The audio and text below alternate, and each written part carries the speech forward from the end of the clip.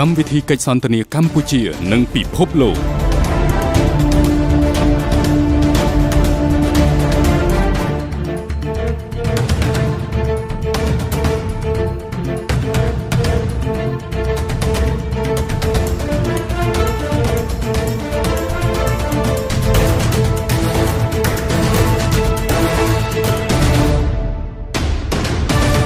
Good evening, Excellency, ladies and gentlemen. Welcome once again to Cambodia Global Dialogue of Southeast Asia TV.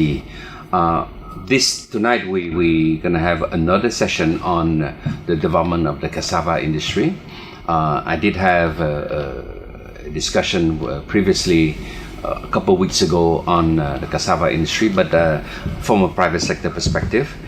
Tonight I managed to get pull a few friends who are in not the private sector per se, but they are in helping developing a cassava policy for the Cambodian government, and I thought it would be good to have this various view on how we can look to use cassava development in terms of contribution to economic development, poverty reduction, and ultimately also toward the diversification of our agriculture sector as well.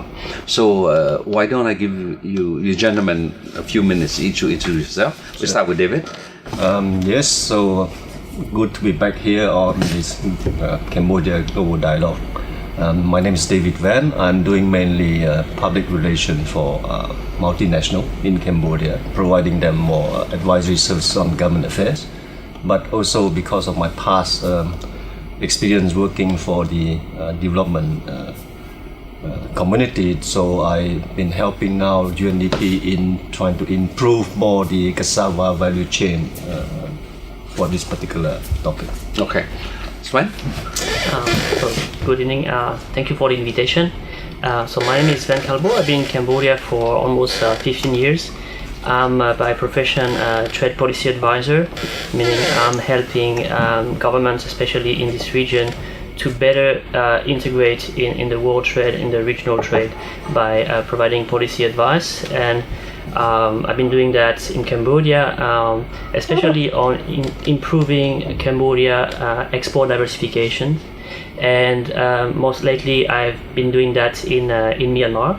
And at the same time, I'm working on bringing more readiness for e-commerce to countries like Cambodia, Myanmar, and Laos, hoping to bring technology, information, and what we call agri-tech to beef up Cambodia's capacity to export agricultural products. Good evening all, and thank you, Siphana, for the invitation. Also very glad to be back to this Global Dialogue panel. And so my name is Visal Hin. I'm a policy advisor for UNDP. We are actually working closely with the Ministry of Commerce to develop the national policy for cassava and to scale and to develop the market, and obviously with the impact and the objective to help mainly the smallholders and to be able to grab the benefit of this very versatile but very high potential sector for Cambodia.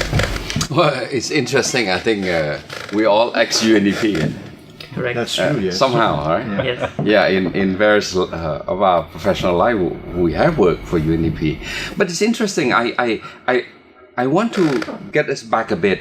I think it was 2 months ago, UNDP has worked with the Ministry of Commerce to organize quite a big forum on cassava.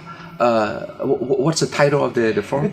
It was a business and investment forum. Okay. We actually invited bunch of investors and businesses, but also the public actors to come and to discuss basically the potential of the sectors and how can we all work together from the public and the private to achieve basically those objectives, those common objectives that which is to develop the cassava sector. So it's very important that we address those issues from different angles, from the private and from the public. And that was a very successful forum because we received a lot of good feedback, but we invited internationals actually because it's very important to also understand the panorama and Yeah. the opportunities that cassava markets is from India, from Indonesia, from Vietnam, and obviously from Thailand, who has been involved in this sector for the past 50 years. So there was a lot of lessons that Cambodia will gather from those experiences from the other countries. Yeah, the Minister of Agriculture mentioned yesterday in one of his signing ceremony with a company, Green Leader of Hong Kong. He mentioned that Cambodia now have 700,000 hectares of planted cassava already. Yes. That's quite a number, right? Yes. So from your policy perspective, how can we really turn this commodity, which is quite a heavy commodity, David, we all work to help put together the rice the export policy. It's different ballgame. Rice and cassava are quite different. It's agricultural commodity, but the export, the processing is quite different. What's your view on that? Correct. I think what we're seeing is you mentioned this figure, impressive figure. There's also impressive figure in terms of exports of cassava. While currently, maybe few people know that most of the cassava is exported in an informal trade. So there's a huge potential for Cambodia to actually move into formal export, as well as what is already happening, diversifying the type of product Cambodia is selling instead of selling the raw product in semi-processed or processed product. From a policy perspective, what we've been seeing is that I think we are looking at a sector which is kind of emulating what happened with the rice policy, where they were before 2010, when you actually were involved in this the formulation of the rice policy. There were maybe uncoordinated initiative from the private sector, from donors as well, and from the government. And the rice policy helped to get together and into one single vision, one direction. I think it is what's happening now in the cassava sector from a policy angle, getting the different actors together. And the Cassava Forum was one such place where people, buyers, but also farmers, middlemen could get information about cassava, and having this type of dialogue, public-private dialogue, is one way to go forward. Having the donor involved, having the investor coming here. So it's more or less what we're seeing with what we saw in the rice policy. Trying to achieve targets, and hopefully we will experience the same success as the rice. Well, I like to benchmark a bit with the rice policy, David, because then we have a time lapse that we can look back, what went right, what went wrong, how we can improve, and I'm pretty sure there's a lot of lesson learned, from the implementation. First, from the formulation of the rice sector strategy to the implementation, and we are now about 6-7 years already into the implementation of rice policy. We set up a very ambitious export target. Where are we, and what do you see some commonality in terms of these two sectors? How can we skip the learning curve? Well, I guess maybe to add a bit more details on this cassava topic, Cambodia definitely cannot keep on being just exporter of commodities because the margin is so slim. So the idea and the challenge here is to how do we help the cassava industry move up the value chain. After the conference in Siem Reap in early November, UNDP team went to have a session with Excellency Vong Sevisot, who is also the chairman of SNEC, Supreme National Economic Council. Vice chair. And his recommendation to the team was that it is good that UNDP is looking into the cassava sector, but he would rather recommend the team to work with the various stakeholders in ministries and private sector institutions to come up with what he deemed is more a cassava strategy. So that with the strategy you can easily sort of plug into this, under this umbrella, what they call industrial crop policies in general.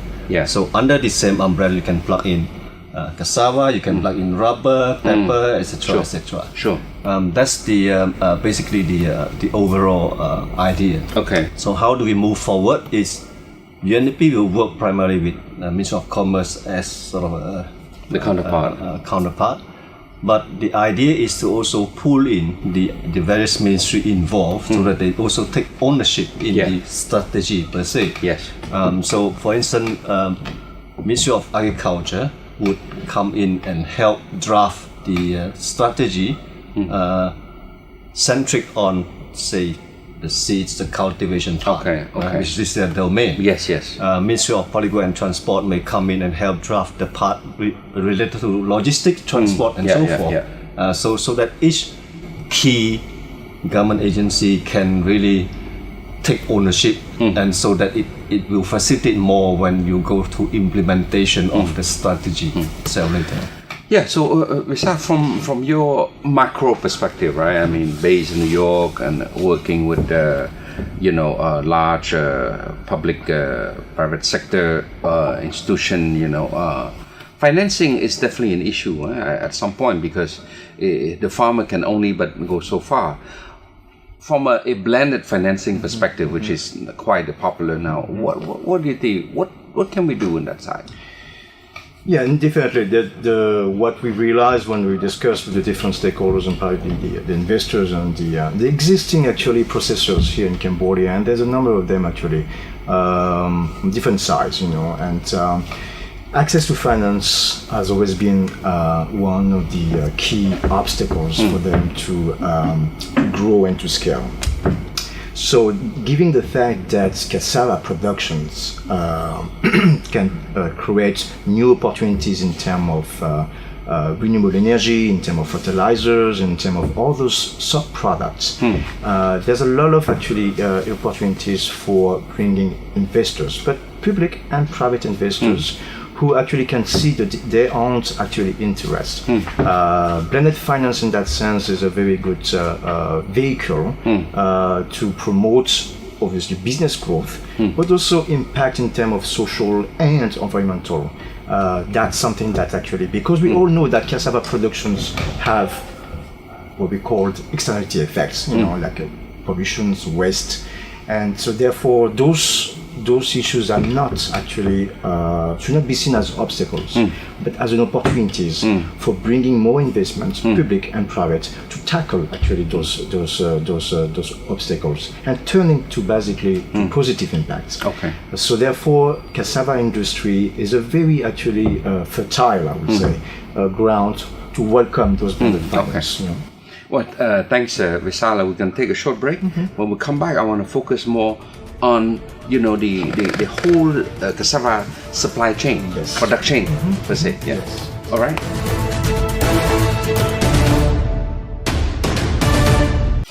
Sven, before we move to the topic of supply chain, perhaps you can comment a bit on what Visal have just talked about, financing. I think there's so many different angles, so many different tools available now. What's your experience in traveling around the world, working with different government on this sort of issue? I think one way to see how Cambodia cassava sector has evolved over the past 15 years is maybe to look back at what type of donor support we were receiving like 15 years ago. We were talking about productive capacity, helping with irrigation, about planting, etc., etc. 5 years later, we move into how to access markets, how to get intelligence on markets, right? In the last 5 years, not only for cassava, but also for cassava, trade facilitation, how to reduce costs. But what we're talking about now, as Visa just mentioned, we're no longer talking about donor support to Cambodia through grants. We are talking about bringing technology, what we call agri-tech. We call fintech for financial sector, agri-tech for agricultural sector. Well, give me some plain example. Yeah, for instance, one of the things we discovered during the forum is that people, private sector, farmers, we're complaining about the lack of information. I think information is there. Maybe people don't know where to get information, or they want to don't share information. That's another thing. But they are website, for instance, in Cambodia, I talk about Agri Today or AgriBuddy, where you can get access to knowledge for farmers, for investors. You can get access to funding. You can get access to potential buyers about price. And this is not funded by donors. This is mostly funded by angel investors. You had a session in this dialogue on angel investors. There's also angel investors for agricultural businesses. So that shows how the needs of Cambodia, and David was mentioning about diversifying the type of product we have, has evolved over the last 15 years. And it's a very good sign. David, focusing on supply chain now, how extensive or how deep, how deep Cambodia have been able in the last several years to develop that cassava supply chain? I think the misperception, if I may say so, from mainly cassava stakeholders, especially farmers, when you mention cassava, the people just keep on complaining about, neighboring countries, the price drop, etc. But besides that, it's just a small portion of the overall picture. I think the public, including the major stakeholder, do not clearly yet understand what is the real potential if we can integrate further up the value chain. Cassava is being used not only for producing starch, etc., but if we could sort of pull in more value add in-country processing to turn the tapioca chips and start into more finished products that are distributed in the pharmaceutical industry, in the cosmetic industry, in dairies and so forth. So it would be already quite an achievement in terms of bringing more value add to the cassava industry. Don't you think it's a bit premature for Cambodia to think that advance in the technological? Well, you still need to start somewhere. At the end of the day. So of course there is a sort of a time frame you need to walk through before you can actually reach get an investor that will produce a finished pharmaceutical products. But the idea is to how do we start consolidating, pulling all these different players from the cultivator to the processor into perhaps a more integrated kind of clustering concept. Speaking of clustering, association well organized already? There's actually around 12 cassava associations now in the country, at least. Mostly what province? It's mainly on the west side. West side. On the west side. So basically Batabong, Pailin, and that's where the productions actually is happening. As you said, the thing is that Cambodia cassava has grown very rapidly.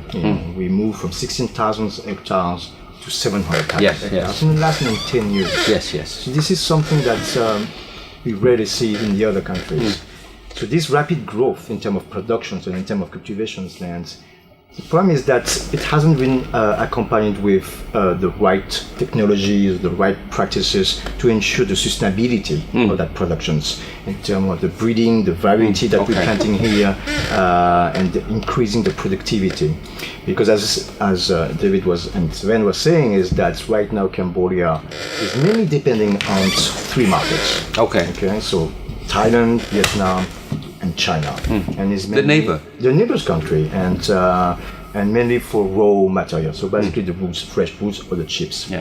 So I think one of the key issues for Cambodia cassava is how do we actually integrate better the value chains from the productions to the processing, and making sure that the small orders and the cassava associations members have access to local markets. I give you just one example. There's this little company in Siem Reap, like 5 or 6 persons are working in this company, and they're exporting 5 tons of starch every year to the East Coast, to the West, to US. And they found one particular buyer who actually buying them the starch to make spaghetti. See, those are the the niche actually, and the company is doing very well. Small size, but they're exporting regularly their starch. The problem that they're facing is how do I supply? How do I ensure my supply of starch, of cassava to produce my starch? So therefore, from a policy point of view, it's very important that we address the sustainability of the productions, but also how we integrate the production to the value chain. Okay, it's quite interesting. Sven, any comment on that? Yeah, what I'd like to highlight as well is what Rizal was mentioning about the domestic capacity. What we can observe in Cambodia, not only for cassava, you just mentioned in your introduction this huge investment from China coming into Cambodia. What we see is that, be it in cassava or others, you see those buyers from China, from Korea, even from France, coming here and buying. It's not really contract farming, but buying a whole production of one producer and helping this producer export and meet the sanitary and phytosanitary requirement of this country.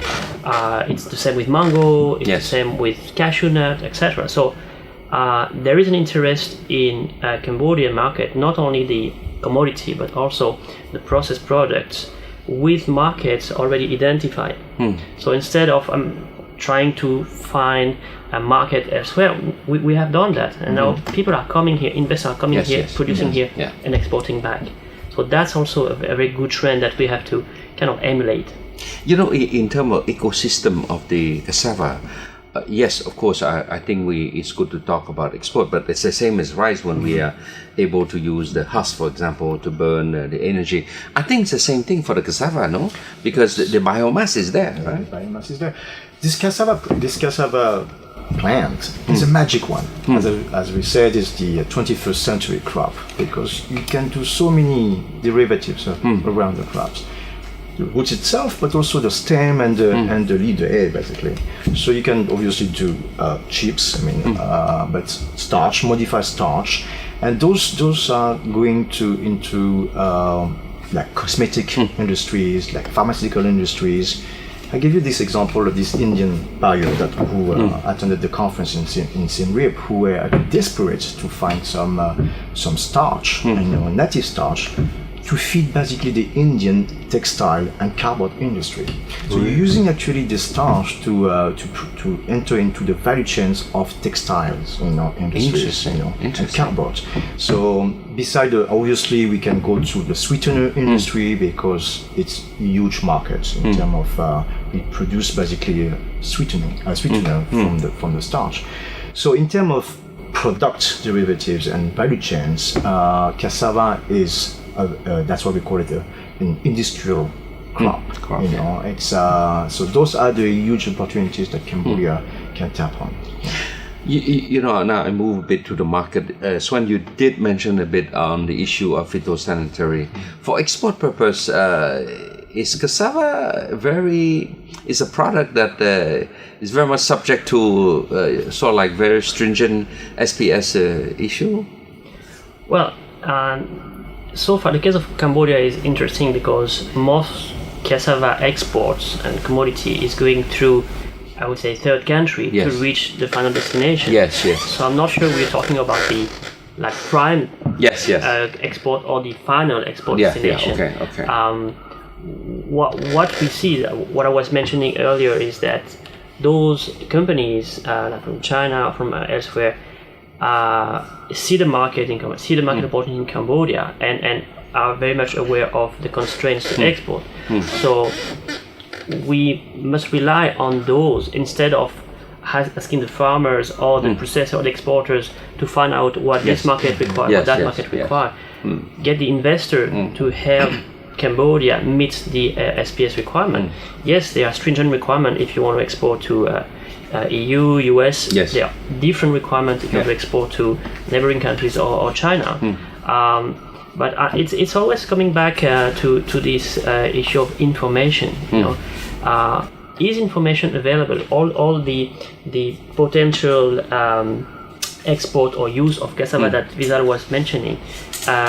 Are we aware of that? Are the farmers aware of that? Are the processor, the exporter aware of that, so that they can diversify their product and maybe have less stringent SPS standards to meet.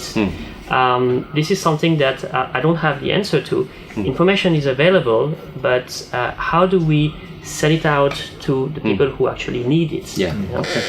One more break, and then when we come back, I want to tackle a few sensitive issues related to climate change. I hold that for the question later on. Okay, so we'll take a short break.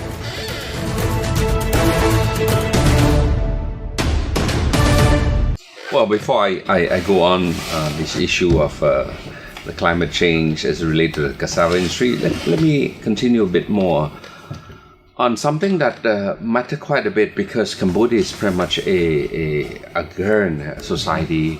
Most of farmers depend quite a bit on the plantation, and contract farming come up quite regularly in discussion. How much experience do we have in contract farming?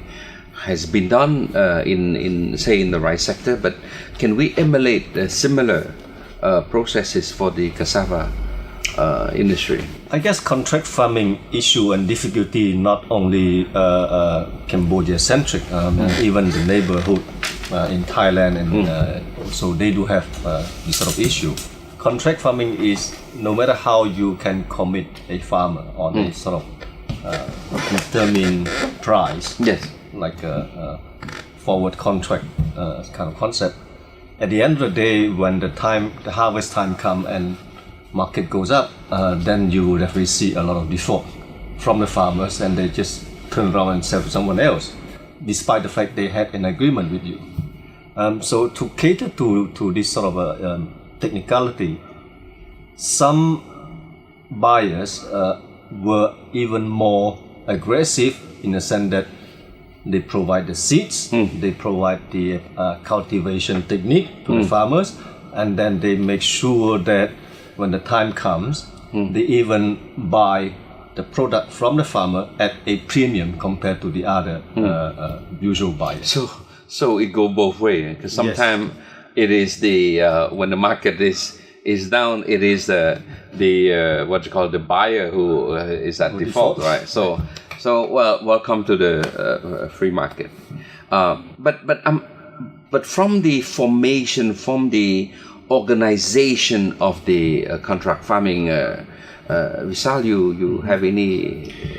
One of the lessons that we can actually draw from the rice, for example, there's this particular company who, Amru Rice, for example, was considered as a successful story and in terms of contract farming for organic rice. What we can learn from those experiences that we need to integrate in the contract farming between the farmers and the processor has to integrate the middlemen and the traders. Yeah. We cannot actually just wipe them away, and because it's important that we do not disturb negatively those status quo. You know, it's a progressive basically approach, because as David was saying, it's a matter of trust at the end of the day. Is that how we actually create the trust between all of these different players through the value chains. And obviously the Cassava associations organizing the production side is very important, but also organizing on the other side the SMEs and the processing, because right now those are individual companies that not necessarily talk to each other or get organized. So I think it's very important that we get structured basically these value chains by organizing those different entities and clustering them basically in the different production sites. I mean that's already happening on the west side, as I said, but I think that's the way we need to go, and that's a policy actually issues. Maybe on the issue of trust, I think what we've seen in the last few years in the rice sector is the importance of branding. And coming back to contract farming, for commodity, can you brand? Sure. Well, look at what is being done in rice sector. Now you go to, I was in Africa. When I go to France, I can see the Cambodian Encore Malis logo and say, this is Cambodian. Then I educate my friend, my family, say, this is a Cambodian rice logo. It's not only for that brand, it's for all brands. So coming back to the issue of trust, contract farming, contract farming, you have to be able to deliver, right? When you have a logo for the rice sector, and I hope there will be one for the cassava sector, you have to be able to give an image of your product and to deliver on that image, right? So I think the branding of Cambodian cassava, because it's so well, Cambodia's cassava is so well received in different markets, the branding will also be essential, you know, to have all these actors coming together and saying this is Cambodian cassava with quality, no pesticides, no fertilizers. This is our image, this is what we want to give outside, we want to project outside, and hopefully this will help add value, add premium to the Cambodian cassava. Okay. So trust is very important. I think, you know, at the end of the day, trust matter, but you have to have also the critical mass. And I think by now, you mentioned for this enormous, impressive growth in 10 years, that we reach like what, 14 million tons of tuber per year. That's a lot of tuber to process or export, right?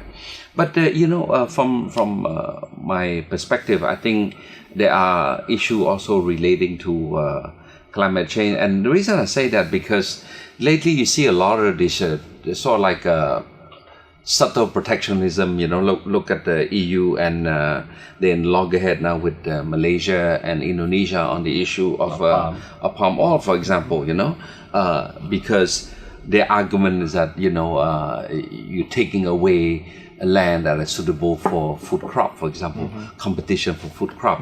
So in Cambodia, we have not heard about the movement toward using cassava for ethanol, but at some point it will come, right? And part of this climate change accord, where China has committed to really implement the accord, moving up, putting the ethanol 10, right, into the gasoline, for example. Thailand is at ethanol 5 now, E5 now. So all these things has an impact in a way on the food crop. Sven, what's your view? And later on, Vishal, from New York perspective. Well, you describe it right. I mean, there's no way out. No? We will have to somehow adapt at some stage to all those criteria, because in the end, the buyer will demand it. So, I mean, it's not yes or no. It's whether when. Yes. In my mind. Okay. Yeah, cassava is there's this beautiful company in Karachi who just recently opened a huge factory to produce basically bioethanol. That's a Korean, right? It's a Korean investment, and so that's the way. I mean, they're opening the way by using cassava as a biofuel, and that's in a way to reduce the over dependency that Cambodia has on fossil fuel. And so the market is there, obviously, and so I mean, they're exporting to Korea in that sense. But for now, right? For now, but there's already some discussions right now in Cambodia on how we actually can move to, probably not to E10, but right E5, away, but E3 or E5. But that's a trend in the ASEAN. That's all the countries are moving towards that. So that's Cambodia is blessed in that sense that we can actually rely on this magic crop to actually be able to feed the markets. So that's at the end of the market. But I think also it's important to understand that the production side, because indeed there's a lot of myth about cassava productions in terms of demanding on the soil, the water pressure. So it's very important that we actually apply new technology and practices to avoid and to minimize those risks. In any crops, you have side effects. The externality. We have to actually make sure that the Cambodian production is somehow green and sustainable in that sense. Yes.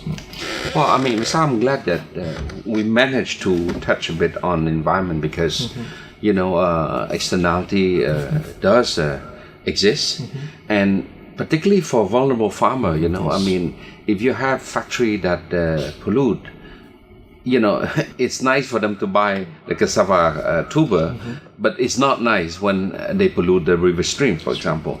So these are something that I expect, and I hope that when we all contribute to the to the cassava policy development, that we make this quite a strong focus that, we should balance. There's opportunity, there's cost, but somehow the burden is on the government to be quite strict on that. So I hope you, David, as you work on that, bring in you mentioned working with the commerce for export, agriculture ministry for sort of like production, but don't forget Ministry of Environment. Sure. We have quite a young, dynamic minister who really keen on environmental protection. Well, so I think this is quite good. The key idea is, like I said, is to have all the major stakeholders, whether government institution or private institution, to be buying into the strategy and have certain ownership. Could be environment, could be public book and transport, could be agriculture, could be commerce.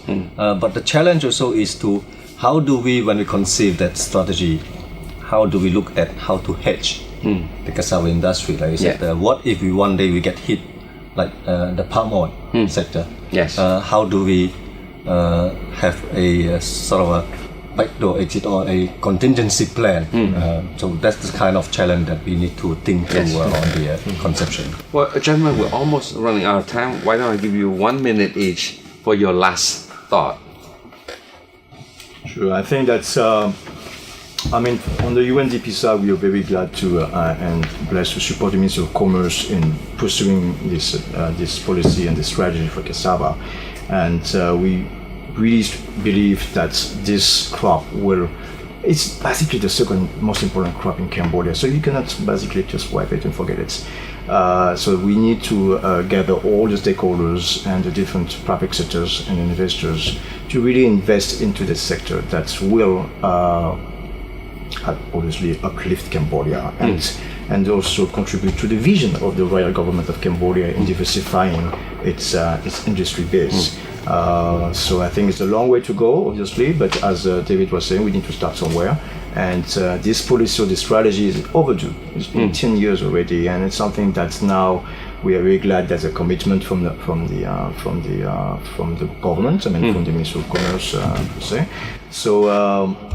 And funding are coming as well, and so I think that is a very good timing to bring on board all the stakeholders and partners. Sven?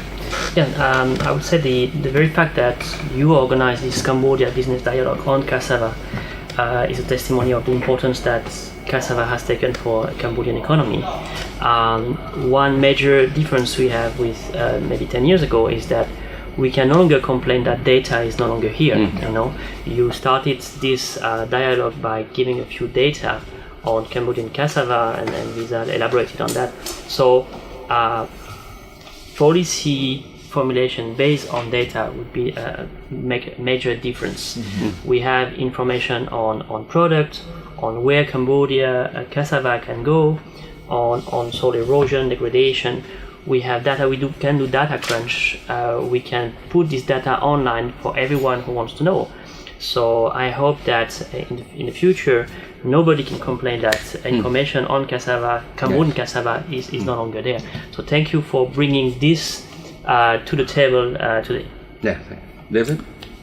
So again, drawing back from the rice policy conception and implementation, especially at that time, a lot of key ministries, to be honest, were dragging their feet because they claimed that they were not part of writing that so-called policy. So from that kind of lesson learned, the key now is how do we bring on board all the various key stakeholders, be it ministry or private sector institution, to really have some ownership by getting them to be involved in writing the relevant part that is related to their own institution, so that therefore when it comes to implementation, nobody may have that sort of excuse anymore, hopefully.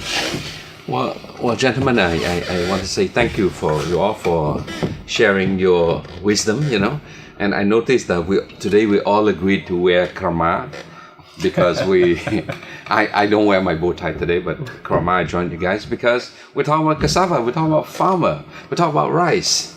So thank you. It was quite a good, I would say, expose of the issue, and I hope the audience, whether you are in the policy making side or the private sector for that matter, or student, I mean, I really stress on student, particularly university student, this is an opportunity for you also to consider that if you're going to major in agricultural science, you can have a good job, you know, working in Battambang, helping your parent, helping your local community there without having to migrate to Phnom Penh.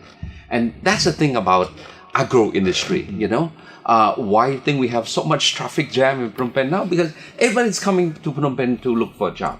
But again, listening to what you gentlemen mentioned, we have 700,000 hectares of cassava planted in different parts of Cambodia. There's plenty opportunity for processing, for marketing, for value adding. The knowledge is there, like you say, Swen, you know, the data is there, the association is there, the will of the development partner community is there. So I think the potential is quite strong. So I really hope that we push this year to make sure that this cassava policy will become a reality, and hopefully it will sort of guide the cassava community to move forward and hopefully contribute to the development of this country. So on that note, I hope you learned something from tonight. Good night.